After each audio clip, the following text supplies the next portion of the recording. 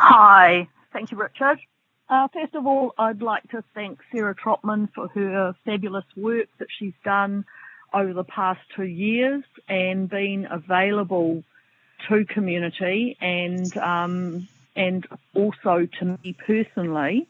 I received that same honour from Rob Thomas in the previous board and until recently from Adriana Christie. It's unfortunate that that situation doesn't occur there. For that reason, I think it's incredibly important that the person chosen to fill this role, since there isn't a by-election, and I also thank Sarah again for her fiscal responsibility of not taking from the public purse to have a by-election. But I do believe that now that responsibility of choosing someone to replace that seat is with the current board, that the current board, in my view, needs to respond as if it was an election and look at how the public would perceive who they choose to put into that seat.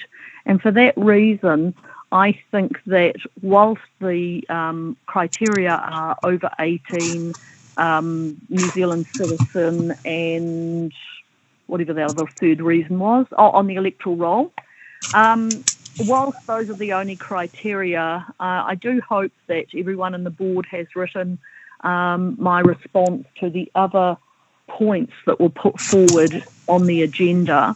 But I do believe that there are 4 of us in varying levels who've presented today, who've shown an active interest in what's happening with the board and with this area, who have put our names forward.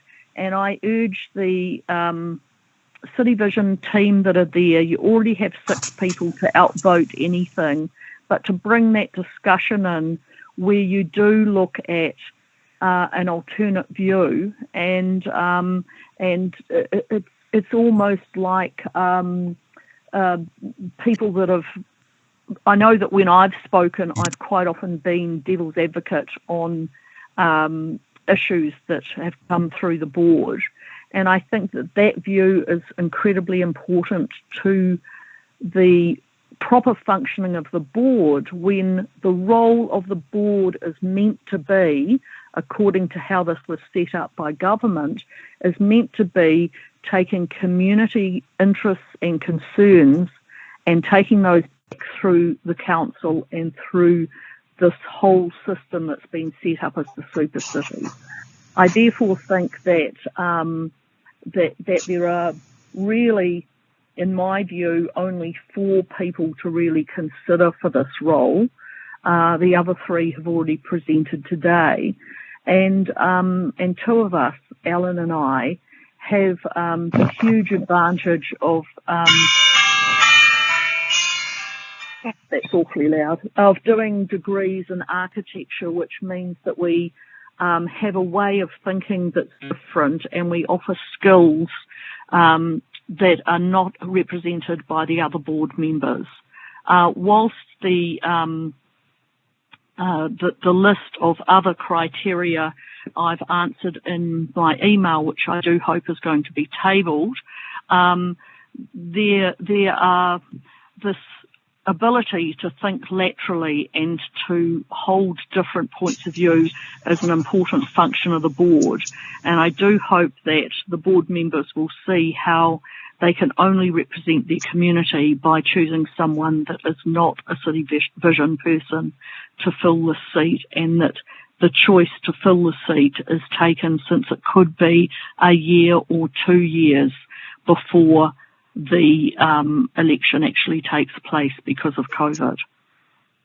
So I'd like to thank people, and I'd also like to point out just before I go that I also have skills in active listening.